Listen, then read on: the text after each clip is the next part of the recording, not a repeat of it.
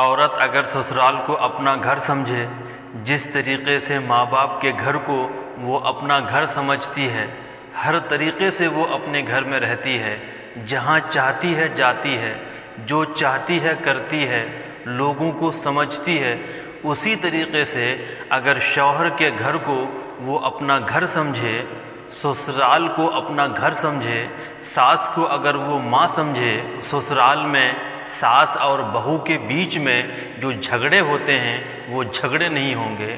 بہت ساری عورتیں یہ چاہتی ہیں کہ ساس کیوں ہے، ساس سے بہت ساری عورتوں کو نفرت ہوتی ہے۔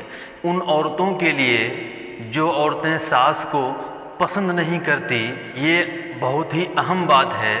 جس گھر کے اندر ساس نہیں ہوتی وہ گھر نہیں ہوتا، وہ ہوٹل ہوا کرتا ہے۔ ایک روز شوہر نے اپنی بیوی سے کہا، بیگم تمہارے نزدیک سب سے زیادہ خوش نصیب عورت کون سی ہے؟ اس کی بیوی نے بڑے ہی پیار سے جواب دیا کہ ہمارے نزدیک سب سے بہترین اور سب سے خوش نصیب عورت حوا علیہ السلام جو حضرت آدم علیہ السلام کی بیوی ہے وہ ہے۔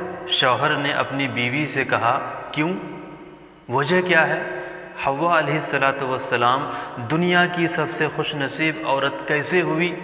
بیوی نے کہا، اس لیے کہ حوا علیہ السلام کی ساس نہیں تھی۔ ساس ہو کر بھی، ساس رہ کر بھی خوش رہا جا سکتا ہے، بشرطے کہ ساس کو ماں مانا جائے، ساس کو اپنی ماں کی طرح سمجھی جائے، تو اس گھر میں جھگڑے نہیں ہوں گے۔ اسی کے متعلق، اسی سے ریلیٹڈ میں آپ کو ایک واقعہ سنانے جا رہا ہوں، ایک کہانی بتانے جا رہا ہوں۔ اس کہانی کو آپ ذرا غور سے سنیں۔ ایک عورت بہت ہی شریف گھرانے کی عورت تھی، ماں باپ اس کے شریف تھے، گھر والے اس کے شریف تھے۔ سسرال کے اندر اپنی ساس کے ظلم سے تنگ آ کر وہ اپنے گھر والوں کو شکایت کرتی تھی، اپنے باپ سے کہتی تھی، اپنے ماں سے کہتی تھی، ہمارے گھر میں ہماری ساس مجھے پریشان کرتی ہے، ہماری ساس مجھے تنگ کرتی ہے، آپ ہماری ساس کو سمجھائیں، آپ ہماری ساس سے جا کر کے کہیں وہ میری بیٹی کو پریشان نہ کرے۔ شریف گھرانہ تھا، باپ اپنی بیٹی کو سمجھاتا تھا، ماں اپنی بیٹی کو سمجھاتی تھی کہ بیٹی صبر کرو، تحمل سے کام لو۔ گھر والے اپنی بیٹی کو سمجھایا کرتے تھے۔ بیٹی گھر والوں سے تنگ آ کر بیٹی یہ سمجھتی تھی کہ میری ساس مجھ پر ظلم کر رہی ہے، اپنے گھر والوں کو، ماں باپ کو شکایت کرتی ہوں، میرے ماں باپ کوئی ایکشن نہیں لے رہے ہیں، میرے ماں باپ میرے ساس کے خلاف کوئی بات سننے کو تیار نہیں۔ تو وہ ایک دن فیصلہ کرتی ہے، وہ ایک دن سوچتی ہے کہ پڑوس میں ہمارے والد صاحب کے ایک دوست رہتے ہیں جو حکیم ہیں۔ وہ عورت اس حکیم سے کہتی ہے، چچا جان میں اپنی ساس سے پریشان آ گئی ہوں، میں اپنی ساس سے تنگ آ گئی ہوں، میری ساس مجھ پر ظلم کرتی ہے، آپ مجھ کو کوئی ایسا زہر دیجئے کہ میں اپنی ساس کو کھلا دوں اور وہ مر جائے اور میں اپنی ساس سے نجات پا جاؤں۔ حکیم کو اس عورت کی بات سمجھ میں آ گئی۔ جھولا چھاپ حکیم نہیں تھا۔ اس عورت کی بات کو سمجھ کر حکیم نے اس عورت سے کہا، خاتون ایک کام کرو، تم اپنے ساس کے لیے زہر کی پڑیا تو لے کر کے جاؤ، لیکن ایسی پڑیا لے کر کے جاؤ جو دھیرے دھیرے کام کرے، ایک دم سے کام نہ کرے۔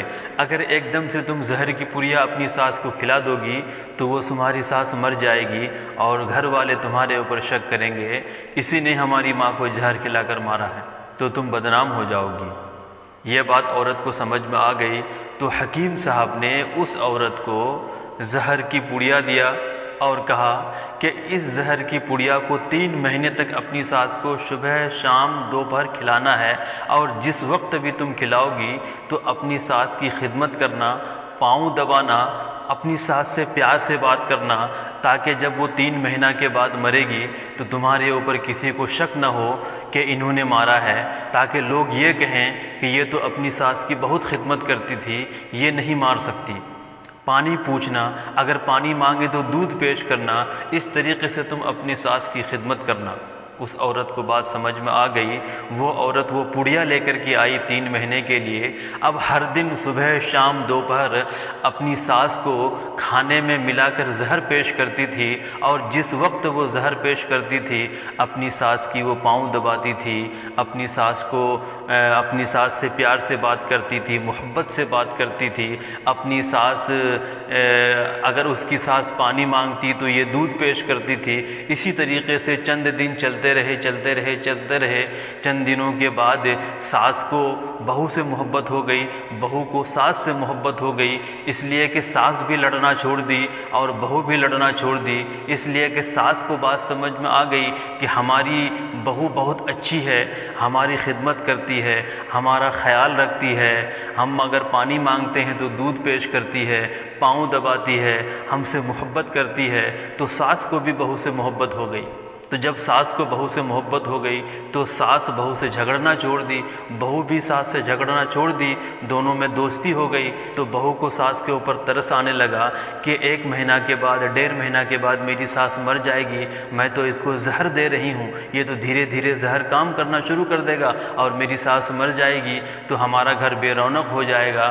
وہ عورت پھر حکیم کے پاس جاتی ہے اور حکیم سے ہاتھ جوڑ کر کہتی ہے، حکیم صاحب آپ ہماری ساس کو بچا لیجیے، ہماری ساس سے ہماری دوستی ہو گئی ہے، ہم دونوں کے درمیان محبت ہو گئی ہے، اب ہم دونوں میں لڑائی نہیں ہوتی۔ ایسا کیجئے کہ جو زہر ہم نے اپنی ساس کو دیا ہے اس زہر کے کاٹ کا کوئی دوسری دوائی دے دیجئے تاکہ ہماری ساس بچ جائے اور 3 مہینے کے بعد ہماری ساس کا انتقال نہ ہو۔ حکیم صاحب کو بات سمجھ میں آ گئی۔ حکیم صاحب نے کہا، خاتون مجھے پہلے سے ہی معلوم تھا، اسی وجہ سے جو پڑیا میں نے تمہیں دیا تھا اس پڑیے کے اندر زہر نہیں تھا، جڑی بوٹی کی کچھ دوائیاں تھیں۔ تمہاری ساس کو میں نے زہر نہیں دیا تھا، جو پڑیا میں نے تمہیں دیا اس پڑیے کے اندر زہر نہیں تھا، اس پڑیے کے اندر جڑی بوٹی کے کچھ پاؤڈر تھے، وہ پاؤڈر میں نے تمہیں کھلانے کے لیے دیا تھا۔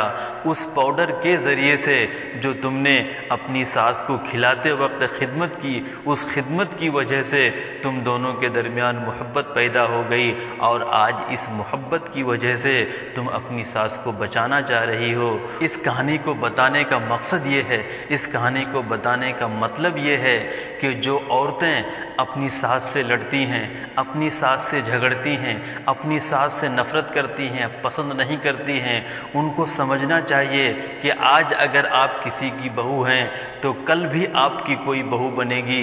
اسی طریقے سے اگر آپ سے کوئی لڑے، آپ سے اگر کوئی جھگڑے تو اس وقت آپ کے دل پر کیا گزرے گا؟ ساس کی بات کو برداشت کیجئے، ساس کی بات کو نظر انداز کیجئے، اس لیے کہ ساس نے آپ کو جو دیا ہے دنیا کی کوئی طاقت، دنیا کی کوئی عورت آپ کو نہیں دے سکتی۔